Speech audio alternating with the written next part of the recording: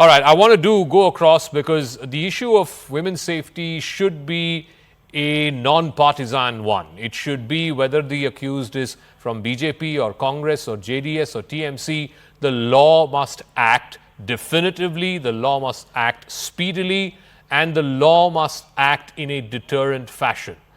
The accusation is that when it comes to crimes against women that are carried out in opposition states, there seems to be a different pace and rigor to how the legal process acts. And when it happens in BJP-ruled states or politicians who are either from the BJP or alliance partners of the BJP, there seems to be a different speed and rigor to it.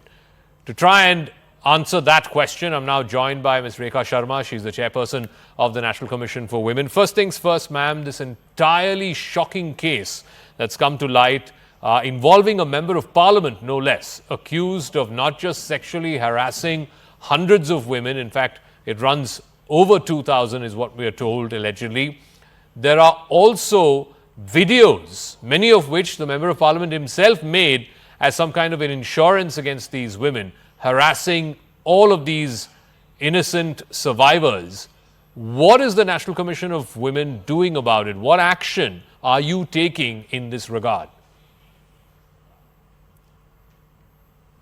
We have taken suo motu and written to the DGP to send us the report within 3 days, because they have already created a SIT and I think they are taking some action, but still now he has run away from the country and they have not done anything. So that's why we have written them to send the reply within 3 days. Meanwhile, the Congress, the other opposition parties of the India Alliance, they are alleging that when it comes to crimes against women in opposition-ruled states, like Bengal, for example, Sandesh Khali, for example, you are very quick to act. When it comes to either BJP members or those who are allied with the BJP, in this case the JDS, the NCW and other institutions are very slow to act. How do you respond to that? They actually don't know the facts. The State Commission had taken cognizance earlier, whereas where we act, there the State Commission doesn't take action. And if they are talking about Sandesh Khali, for example, so there the State Commission did nothing, and that's why I had to run from here, from Delhi. But in this case, State Commission had already taken cognizance, and on their complaint only the police had created an SIT.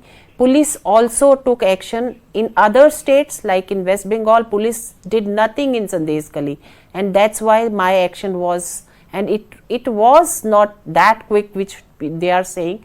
I went after a few days to Sandesh Khali when nothing was happening. In this case, I'm happy that Sandesh, in this case, the State Commission had taken action, and they are already on their toes. But ma'am, the main accused, Prajwal Revanna, is reportedly away in Germany. They are saying that he was deliberately taken away to Germany right a day after the elections got over. And the fact that these CDs, these pen drives have been doing the rounds for at least the last 6 months, had this not ever been brought to your attention, either at the National Commission for Women or at the State Commission for Women, that it took a good 6 months plus, and the day after the polls, after this said gentleman fled the country, for the FIR to be registered and for the State Commission to take cognizance? See, at that time the complaint was in the court, I think, and he had requested the court not to take action or to and state the court gave the direction on that. And what they are saying that NCW is delayed, I don't think we have delayed this case. If he has run away, then it is because of the state police has did nothing about it. The state did nothing. He hasn't run from Delhi. He has run from Karnataka itself. Why they did not catch him at that point when he was running? Why they didn't hold him at the airport? So it was, I think, now the question is in their court, why they did not take any kind of action when he was running. So finally, ma'am, what happens now? He's reportedly away somewhere in Europe. What if he refuses to come back to India and face the law? How does the Indian criminal justice system hold him to account? After all, we've seen a number of fugitives in the last 10 years, Vijay Mallya, Nirav Modi, etc., none of whom have come back to face the law for the crimes that they are alleged of doing.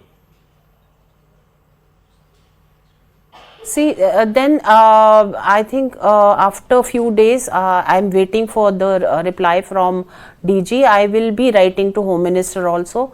The Indian government has to intervene if he doesn't come, because there is a long way how we can get him back, and then the Home Ministry has to intervene, and we will be writing to Home Ministry. All right, Rekha Sharma, Chairperson of the National Commission for Women, thank you very much for joining us.